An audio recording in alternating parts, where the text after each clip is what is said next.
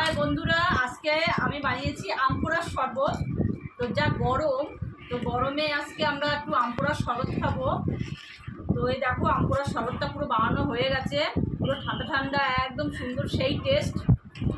তো যাই হোক, আমরা এখন সবাই খাবো। তো গ্লাসের অভাব আছে একটু, তাই আমরা কফি কাপে খাবো, ঠিক আছে? আর অল্প অল্প করে খাবো, গ্লাসে গেলে তো একবারে গটগট করে খেয়ে নেবো, তো স্বাদও পাবো না অতটা। তাই একটু আমরা কফি কাপে করে খাবো। এই চলে আসো তাড়াতাড়ি, নাও। এই নেহা চলে আসো।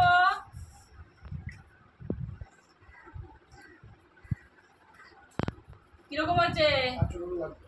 লবণ লাগবে? এই যে তোমাদেরটা বেড়ে রাখলাম। যা গরম, 43 ডিগ্রি তাপমাত্রা চলছে, এর মধ্যে আম পোড়া, আমের শরবত, তাই না? আম মাখা, এগুলোই ভালো লাগবে খেতে।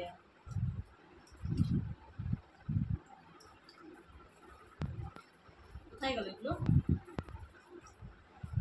তো যাই হোক, আমি একটু খেয়ে দেখি, ওরা আসুন।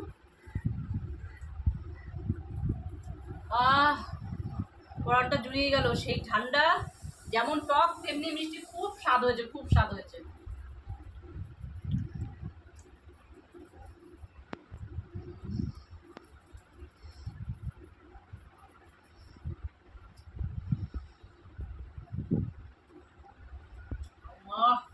খাবো খাবো, এই যে তোমাকে দেবো। এই দেখো, আমার বরের খেয়ে তো সেই লেগেছে। তো আরেকবার নিচ্ছে, অবশ্য গ্লাসগুলো সেই বড় বড় আমাদের।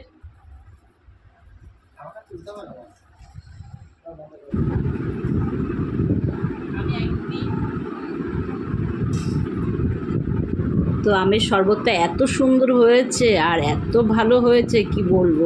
তা তোমাদের আমাদের আমের শরবতটা কীরকম লাগলো অবশ্যই কমেন্ট করে জানাবে। বাই।